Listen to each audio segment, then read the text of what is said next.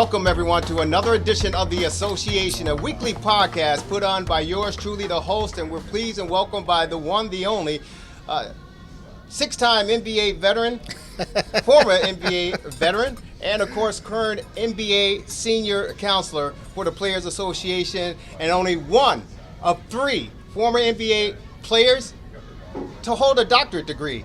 He's known as the one and only Dr. Lloyd Walton. Why you react like that? Isn't that amazing? It's unbelievable. Because you do a good job of introducing me, but I don't know. I'm happy. I'm proud to be one of the ones who have accomplished what I've accomplished. Did I just surprise you about your own accomplishments? Always am surprised by that. When I hear it, I do what I do, but when somebody says it, honestly, I'm just like a little taken aback. You're like, really? That's me? Kind of. I mean, I know it's me, but just kind of. I mean, I think about, people, it's impressive. My mother, grandmother, and all those people would be proud. No, seriously. Of course. I'm sure. They, anyone that knows you and maybe don't even know you, again, with the accomplishments, that's why I said one of only three former NBA players to hold a doctorate degree. That's phenomenal because it's a very difficult and challenging, goal to attain, and you've accomplished that. So, kudos to you, and hopefully that you could. Your experience and your advice and your mentorship could encourage some other folks, not only NBA or former athletes or anything of that nature, but people in general to pursue their post-secondary education and see how far and how high they can go. I hope that it does. I mean, sincerely, that I'm not the only person that could do this. Sure, right. And I know that. And you just have to have some focus, some will, some desire, and some decisions about what you want to do in life. This was not just made for Lloyd only, right? And I tell you, like even within my book, I mean, I hope to inspire and motivate people who are not just basketball players, but people who are outside of that industry, everyday people who run into obstacles and challenges every day. How do you fight through those challenges and obstacles and get your goal, meet your goal? That's the most important thing to do, because anybody could do it if there was no challenge, right? No obstacles. But it's just worth so much more when you actually have those challenges. Now, it doesn't seem like that when you're going through it. Because I was like, for my doctorate, there were some days I was like, who the hell thought of this stuff? This is kicking my butt, right? But now that it's all said and done, I'm like so happy that I fought through those challenges, those late nights of research and studying and writing, because I feel so much better now about myself and my future as I go forward. Good. And I'm sure your family members and close friends and acquaintances feel the same about you as well. Before we get into our conversation, and it's a weekly podcast if you're just tuning in and not familiar with the association, a weekly podcast where Dr. Lloyd Walton will reflect on currently what's going on in the league and, some past experience, but also looking forward to see what we could shed a light on as far as the future of the league, some of the players who will be moving out into the real world. Dr. Lloyd Walton will bring all that to the forefront. If you feel free, if you're watching a podcast, you can get it on YouTube, you can get it on SoundCloud, you can get it on the RewindSports60.com, and of course many more platforms coming in the future. But you can always feel free to leave a comment or a question or anything at the bottom, as they say, at the bottom. At the bottom. Make sure you leave a comment, express your concerns, your thoughts, your feelings about the association, the weekly podcast. Before we get into the NBA conversation, Doc, do want to ask you if you want to shed a little bit of light and share a little bit more about the book that you mentioned in opening up this podcast that you're working on. Can you shed a light, share something with us? I can, and I feel so bad, Jerry. Why? Because I left a copy of the book in the car. Man, you want us to stop it and you go run out and get it? I would love that. I would love that. Hey, we're going to take a short time. We're going to be right back.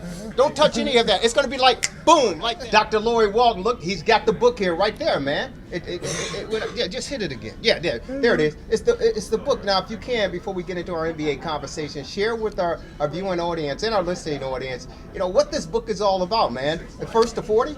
First in 40. Okay, so first let me just tell you this.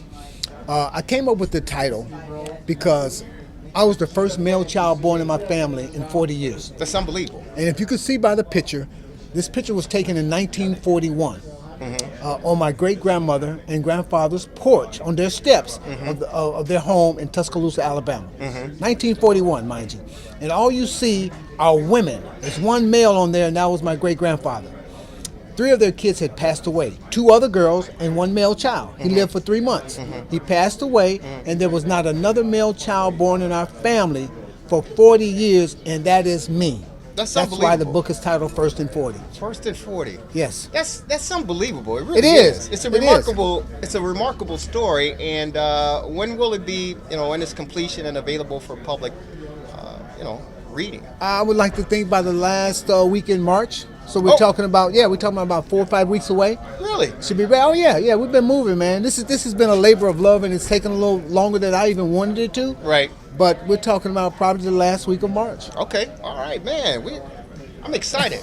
I'm excited too. You got it right then and there, ladies and gentlemen. The guy is incredible. He's phenomenal. He's outstanding. There's no question about it. And he is the host. Well, he is the man behind the association, the weekly podcast that you can check out. So let's get into it, brother. Thank you for sharing that, and keep us posted as we get closer to that deadline. Let's talk, man. It's the NBA All-Star festivities. We had a chance to talk about that briefly. Is there anything else you want to share with our viewers? As far as your experience for the NBA All-Star weekend, that was received rave reviews. It was incredible. It was incredible. I think that I was just hoping that everything would go off. There wouldn't be any real issues in the arenas and outside the arenas. There were none, right, except the snafu with the dunk contest. We'll talk about that later. Aside from that, though, I think the people thoroughly enjoyed the event. There were so many different events. I know the first night was Thursday night. I had 5 events that Thursday. Right. We did our podcast with Craig Hodges, as well as 4 other events that I had to go to. Were you able to make them all? I made them all, and I'm not a late Good for person. you. I got home about 12 midnight. Really? I don't know when the last time I've been out to 12 midnight. Wait a minute, man. Hang on, man. You said NBA All-Star Weekend. We did the podcast, and thanks to Bobby Simmons and Craig Hodges over at Success here in Chicago on the corner of Cermak and Michigan Avenue for letting us come on in. But you said you did the podcast, and then you did 4 other events, and you still made it home by midnight. By midnight. I left there, and I was on a panel for mental health regarding athletes, particularly in the NBA. So I did that part. Then I left there, and there was an old timers, and I hate to say this, old timers All-Star event that I was asked to come to, and so I went to that as well. And then I left there and went to Cliff Livingston's party. Right. Okay, a bunch of old timers and new timers were there. Right. And then I had a quick stop by Tim Hardaway. Okay. Who had a party at the cigar place. So there was so many different events, but I'll say this, the old grandma ain't what it used to be, because I was beat down. I really was beat down. The next day I was like, I'm doing one event, and that's a mandatory meeting that I'm going to. Right. And then Saturday and Sunday I did the dunk contest, 3-point shooting contest on Saturday, and then the game on Sunday. Okay. Yeah. Man, that's a big weekend and a fun-filled weekend, no question about it. Your thoughts real quick on the festivities that did take place from what you were able to see, the skills competition, the 3-point shooting, and of course the slam dunk. The skills competition was won by Bam Adebayo, right, from Miami. And most of the time we think that smaller players, right, are going to be able to zip through all the construction or what have you and win the contest. He's 6'9", and he was able to do all of that with the quickness, the skills, the passing, because that ball's got to go through the little hole that they have, and most guys can't do that. So he won that. I was surprised. The 3-point shooting contest was won, but let me tell you this. I don't think anybody picked who won that 3-point shooting contest. You made me draw a blank as well. I was just getting ready to say his name, and then but it was so damn competitive. I think that people were surprised at the winner, which made it even better than it actually was. Right. The dunk contest was unbelievable in the sense of the dunks that they did. Right. Right. It had people on the edge of their seat. At least through the first 4 or 5 rounds. Right. It gets a little crazy when you just, as a player, you have to come up with stuff that you wouldn't normally come up with because in the game you're reactionary, right? Right. So you can come up with dunks, but just to go out there and just dunk, it's really hard to do. That's why guys start using props. So to use Tacos Falls, Right. 7'6", Right. jump over the top of his head. I was just a little disappointed. If you score 50 in 4 straight rounds, consecutive, right? I think you win. Right. Right. All right. You set a precedent for everyone else, and you've maintained a level of excellence in a sense, and that should be considered. Some people argue, that's like being in first grade and you ace first grade, and you go to second grade and you shouldn't get credit so much for the work that you're doing on the next level, right? So some people look at it that way as well, man. But all in all, I thought it was very good. I thought the judging, as far as the slam dunk, they got a little bit crazy. And maybe you suggested that they should get another point system. Absolutely. 9.5. Yeah. You want to add that half a point in there, so because it's a lot easier to score. I can see a guy getting a 9, but I also can say, well, right. The next guy, man, he did good, but he got 8.5, right? You're not that far off. You either get 8 full numbers, or either 9 or 10, and that makes it a little bit more difficult, in my opinion. Right. The other thing is that the game was absolutely great, right? The new format that CP3 suggested, I think, is a wonderful format. I don't know how much, and maybe it played a big role into it, how much Kobe's death and honoring him played into it. But I do know this, and nobody could walk away from that arena or that TV set and say it wasn't competitive. Right. And that's what we've missed the last 15 years or so. Right. Is the competitiveness. We want to see guys get after each other, right, and make it fun. And they did exactly that. No, it was phenomenal, and I think it all goes to the fact that it was to honor and remember Kobe Bryant with the 24 points in the fourth quarter. But it's what everyone was anticipating, it's what everyone was looking forward to, and I think it was definitely what was needed as far as the NBA. Because in the past I didn't watch it because it was anticlimactic, as they say, for me. Because a lot of these guys don't want to get hurt. Some guys want to showcase their talent, their skills, whatever. But it's all in fun. This made it, as you said, very, very highly competitive, and it was. I think it was great for the players on both sides. I think it was fantastic for the people at the United Center and the viewers watching. Absolutely, and I don't think your feeling is any different than most people in the country, right? That, okay, I don't necessarily want to watch this. They're not really competing. Right. They're not competing hard. It's like just going in and dunk. I'm not going to go after you. I'm not going to defend you. So, that's not fun. That's not what you turn the TV on for. You want to see guys be competitive and get after each other.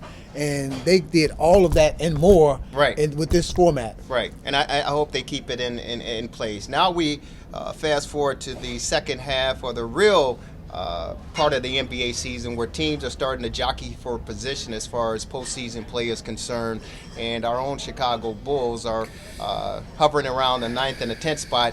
I know that was their goal before the season got underway to make it to the playoffs, but with everything that's happened throughout this 2019-2020 season, and of course with all the injuries that these guys have been plagued with, the latest with Luke Cornett going down out 6 to 8 weeks, with an injury. It just continues to pile up and pile up and pile up. From a local perspective, from the Bulls' perspective, how do you size up this season moving forward?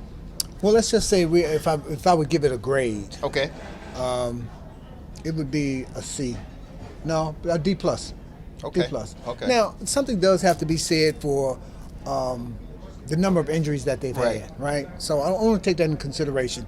Because with a full complement of players, I would think that they would have been able to, because the East was so bad, they might have been able to slide into that 8th spot. Okay. Right? But there's also coaching that goes along with it, that should go along with it, which has not been good, in my opinion, at all.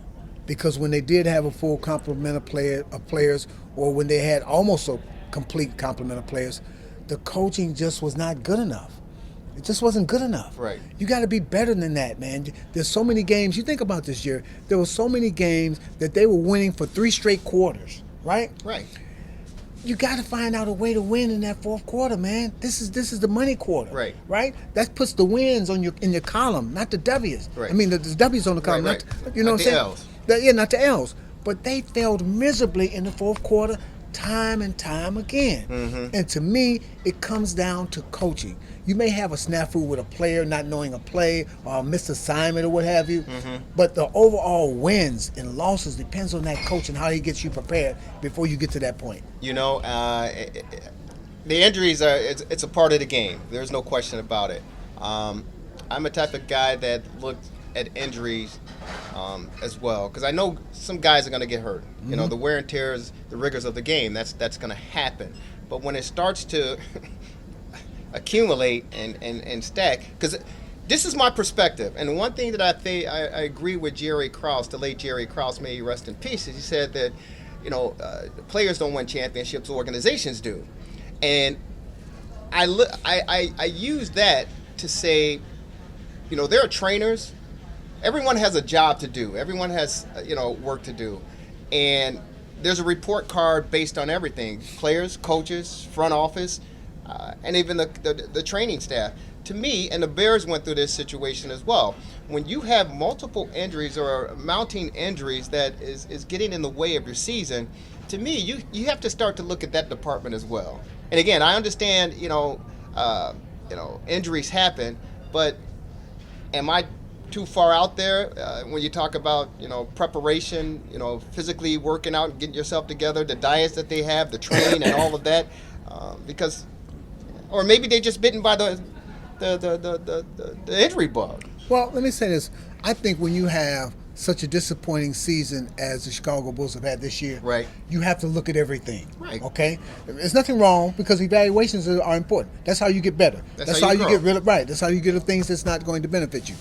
But I don't necessarily agree with Jerry Riles' statement many years ago that, it's the organizations. The players are part of the organization. Right. Here again, I just believe that the players are the most important piece of the puzzle, no matter what. Okay. So, but having said that, they have had some unbelievable amount of injuries this year. Some that I don't know how many teams could get past that. Right. I just left the Bulls today. Had a conversation with their team. The guys were on crutches. Right. I saw 4 guys on crutches. 2 other guys just are not ready to play. That was Lloyd Walton. He's not ready yet. No. And Wendell Carter. Right. Wendell Carter, Chris Dunn. Chris Dunn was on crutches. Yeah. Cornette was on crutches. Yeah.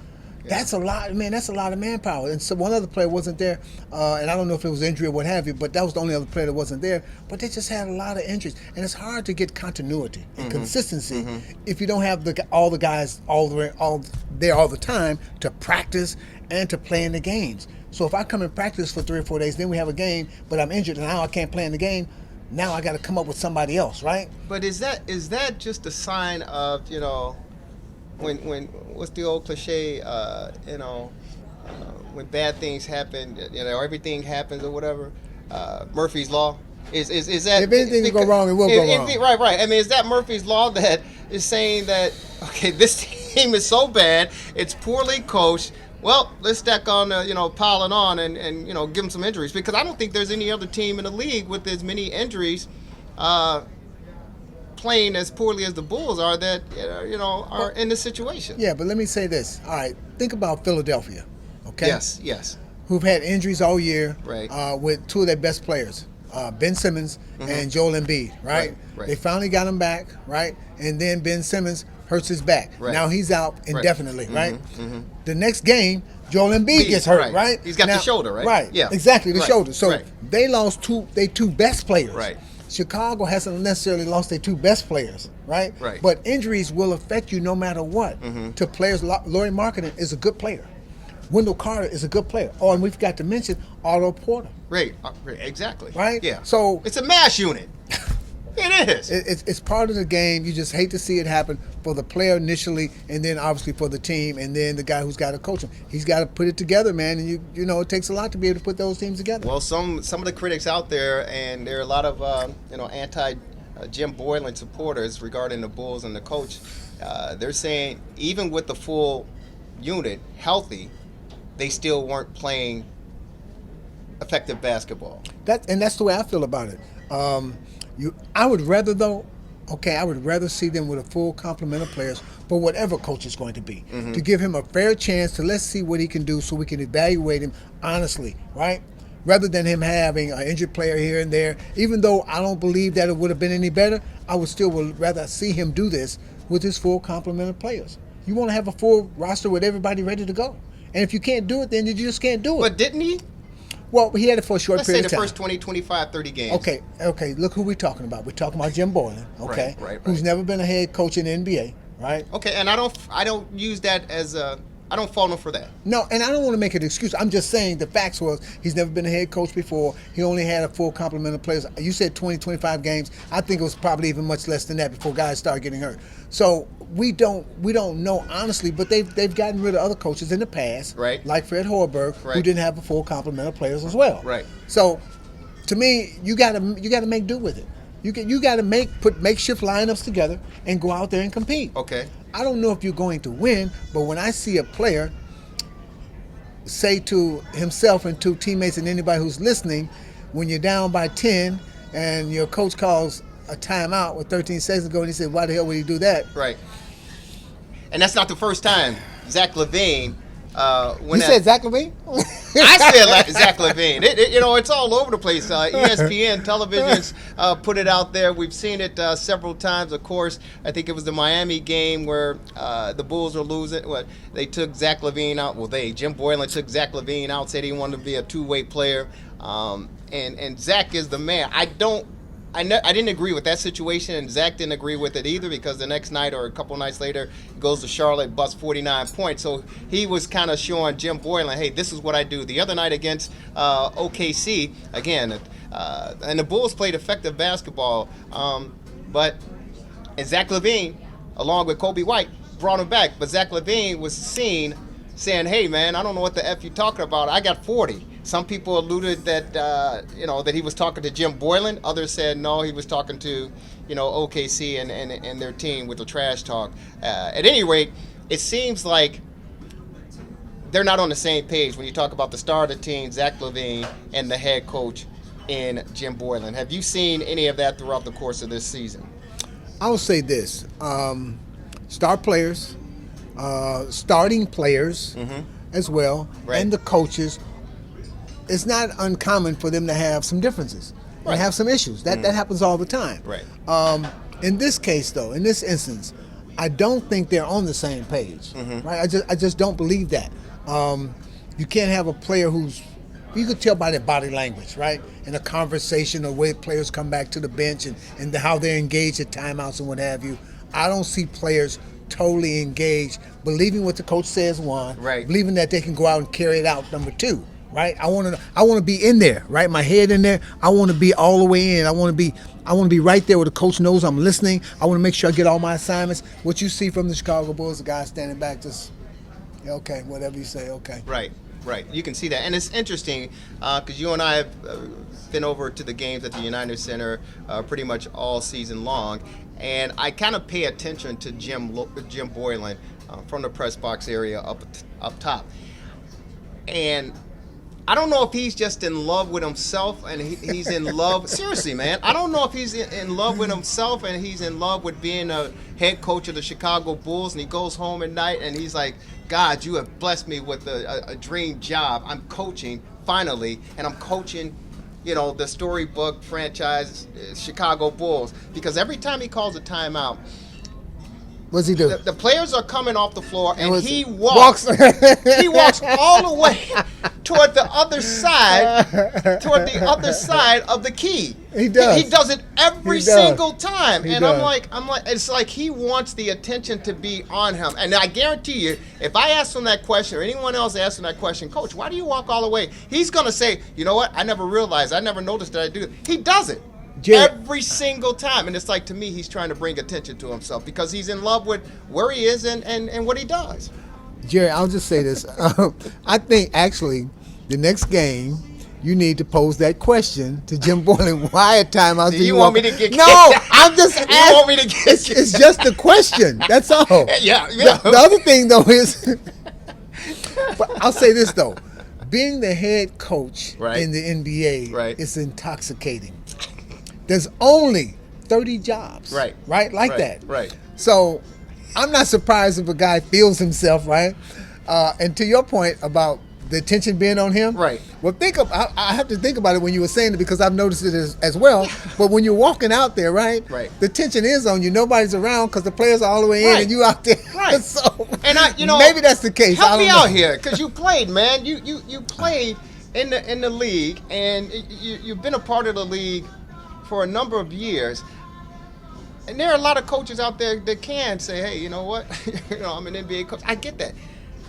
But for this cat to continuously do it, I don't know if it's a ritual, because normally when he first started doing it, I was like, okay, he's gathering his thoughts, right? That's what I think. He's trying yeah. he's trying to, say how I'm gonna address this, how I'm gonna approach these guys based on this situation.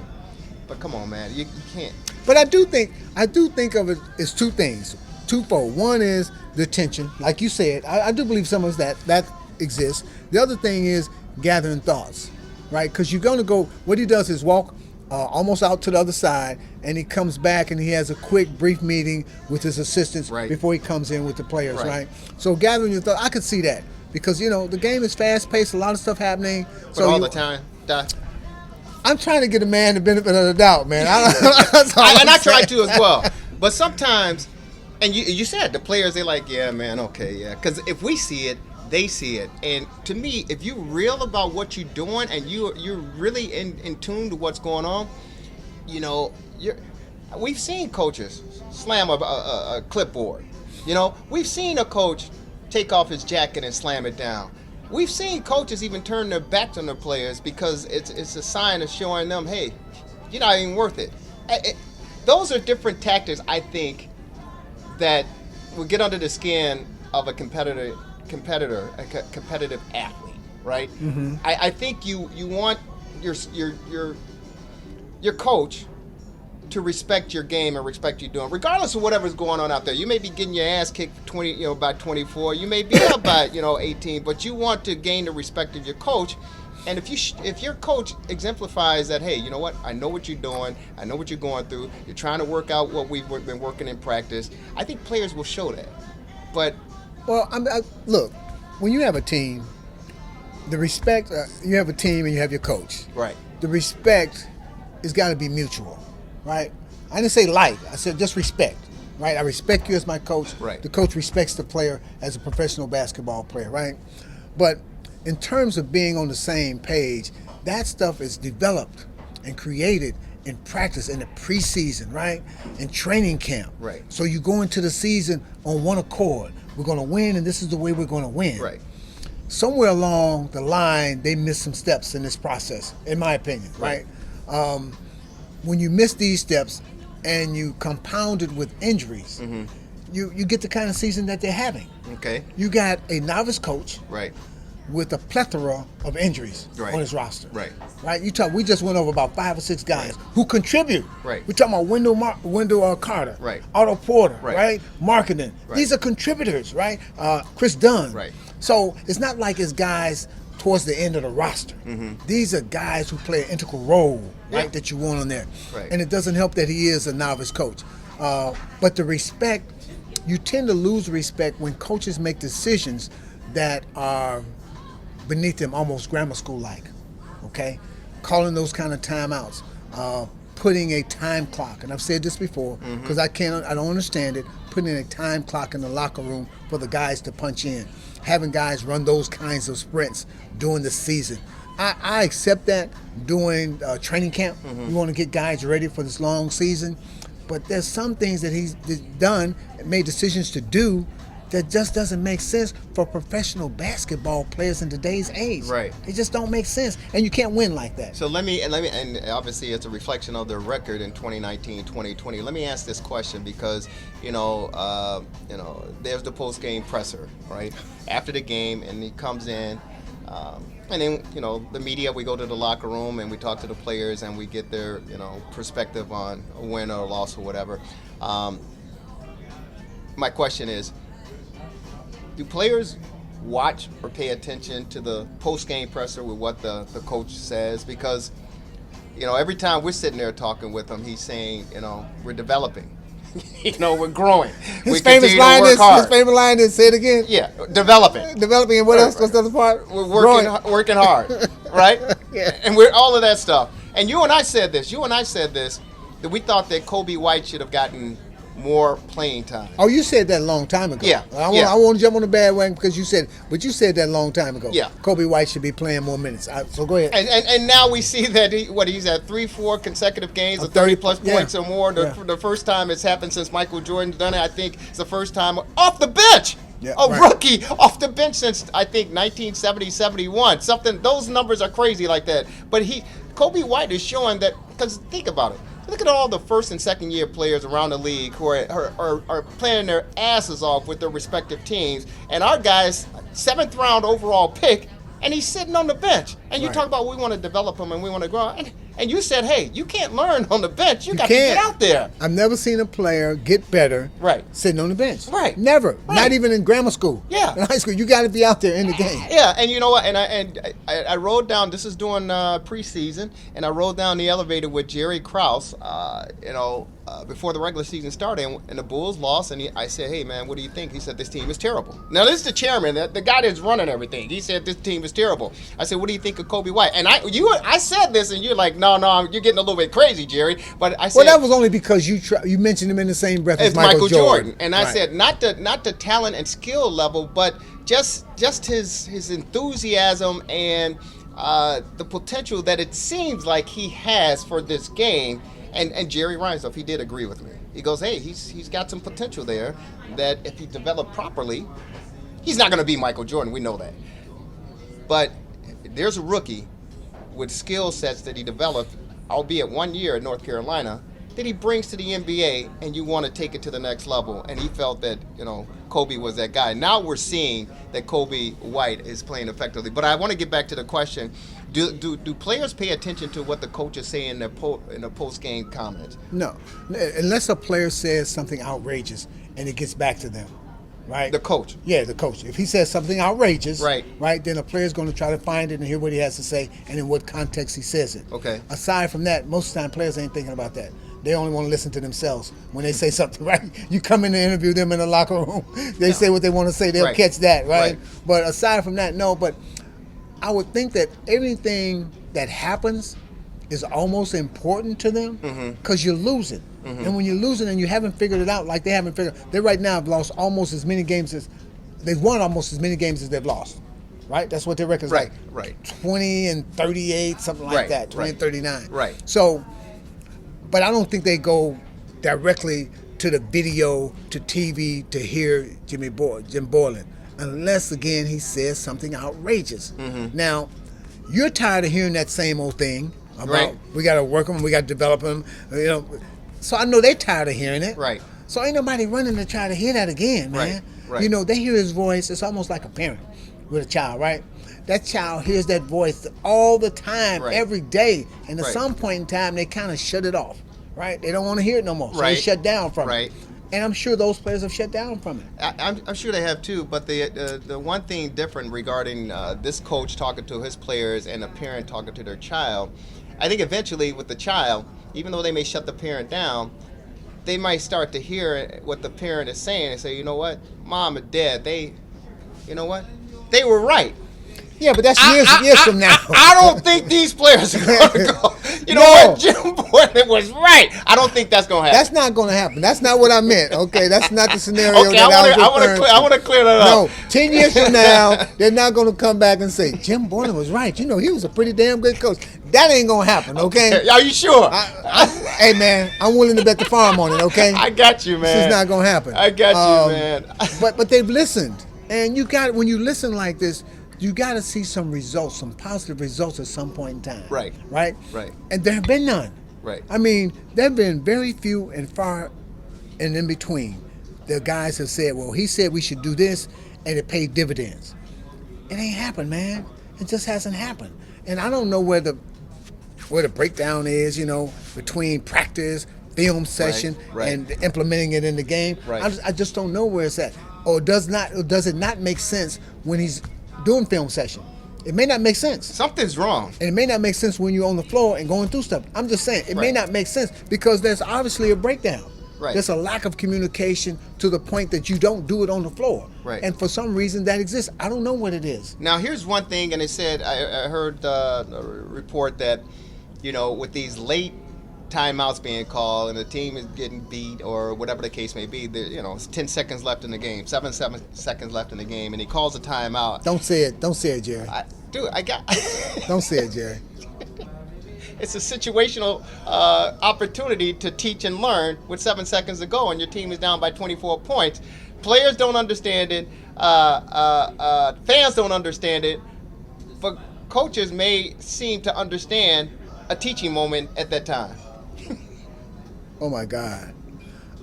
Okay, Let me show you how this goes for real. Seriously. Dude, it's making me laugh. I just said it out my mouth and it's making me laugh. When you have teams that have been successful,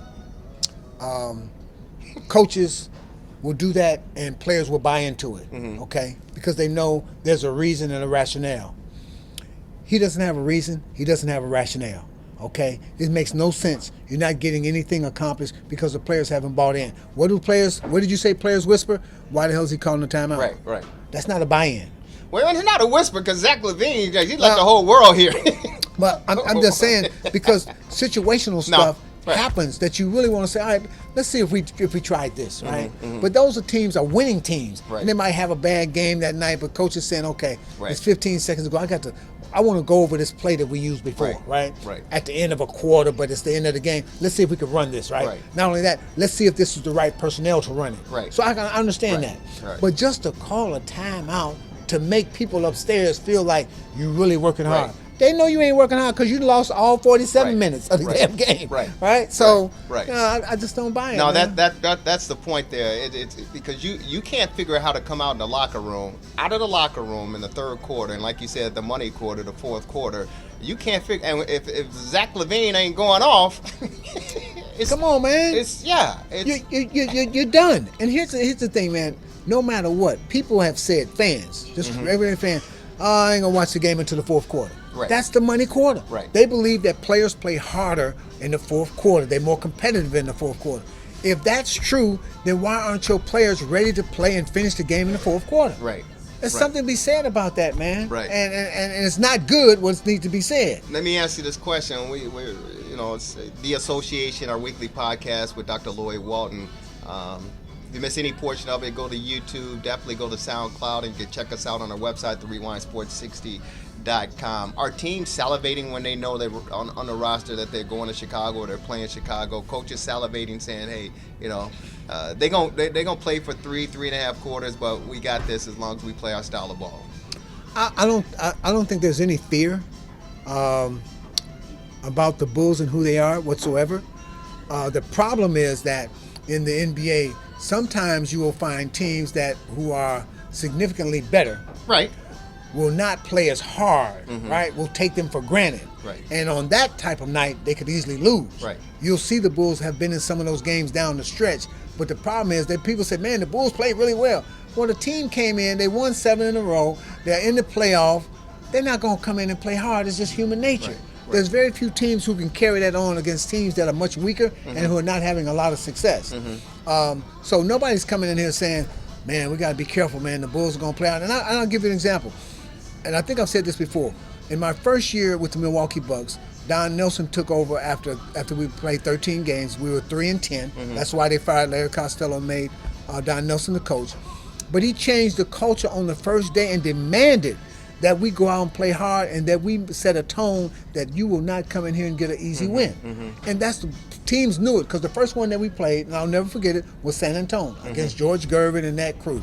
And we ran them out of there. We beat them like they stole something. And that kind of set the tone that when you go into Milwaukee, at least that first year, you wasn't going to get an easy win. And that just continued to happen in my second year and third year. We just got better and better and better. But ain't nobody coming into Chicago during this period of time fearing the Bulls are going to do anything but give us the game in the fourth quarter. Yeah, and it happened against OKC. CP3 and the guys were here, and they had a substantial lead. And again, Zach LaVine goes off, Kobe White goes off, and the Bulls closed the deficit. And if they had set up a design to play for the last second shot, where Zach LaVine went underneath the pick, Chris Paul was able to force his way through, and this forced Zach LaVine away from the basket to take a desperation 3 at the buzzer. If the play was designed a little bit more so, well, you tell me. Did you see the play? Yeah, I just don't think that CP3 should have been able to get by the pick. Right. That's the bottom line. You got to set a better pick. Right. That's why you're setting the pick to free up your teammate. Right. But when you set a pick that allows the defender to be able to get through it, you're not going to be successful because the player's going to just, what happened? It just went dead. Right. So. Right. Hey, man, it is. This is a fast podcast, man, and it's a pleasure doing it with you. Real quick before we say goodbye and get out of here, what other thoughts do you have on the league overall moving forward as far as the playoffs are concerned? This is going to be very, very interesting. we kind of know what it looks like in the East, right? You're looking at Milwaukee, you're looking at Toronto, right? And you go down the list, Boston, right? Philly's falling off. We talked about that a little earlier. Right. Then you go over to the West. You got the two big heads, right? LA, right? You got Denver over there. Who else? Denver, Utah, Houston. Yeah. Houston is playing a different brand of ball now. Right. I don't think that's NBA type of playoff basketball. Okay. I think D'Antoni does this everywhere he goes for the most part. He changes things up so greatly. They do well during the regular season, and then they just fall flat in the playoffs. I don't think small ball can win in the playoffs. But having said that, I think we're going to have some great matchups. The ultimate great matchup that I would love to see for a lot of different reasons is that the Lakers and the Clippers wind up in the finals in the West and have to play in the same building. I'm just saying. Well, I mean, seriously. No, it's all pointing toward that direction for sure. Yeah, to play in the same building, not have to do anything but go to a different locker room. Yeah, it's pointing toward that direction. And everybody says those are the two teams that should be in the finals in the West. Right. I don't know. The Clippers have had too many injuries that they haven't been able to put the full complement of players again together. Right. Paul George has been out. We know Kawhi doesn't play a lot of the games. Right. Both teams have tried to bolster their roster. Right. They got the Morris twins.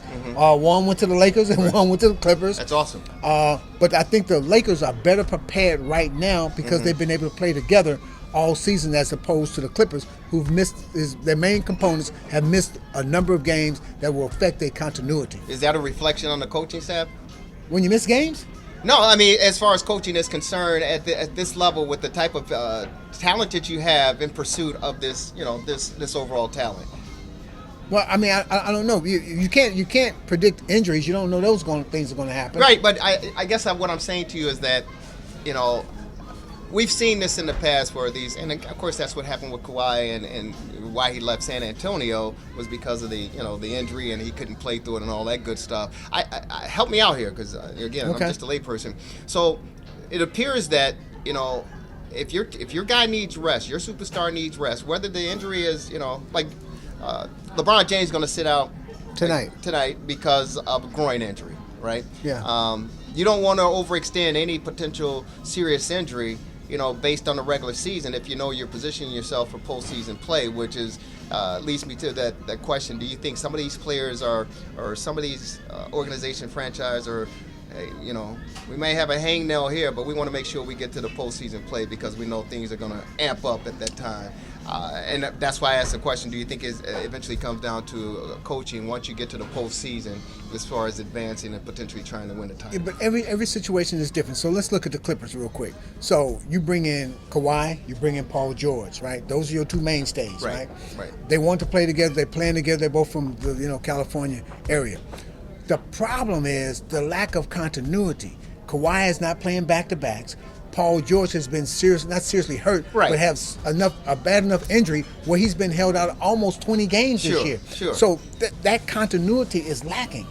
Those are the continuity that we're talking about is the continuity that you need in the playoffs. I know where I'm going with this ball. I know how you're coming off the pick. I know you don't have to defend this guy. I know how I'm going to have to help you. All those things that would be organically happening, they can't because you haven't been together long enough on the floor.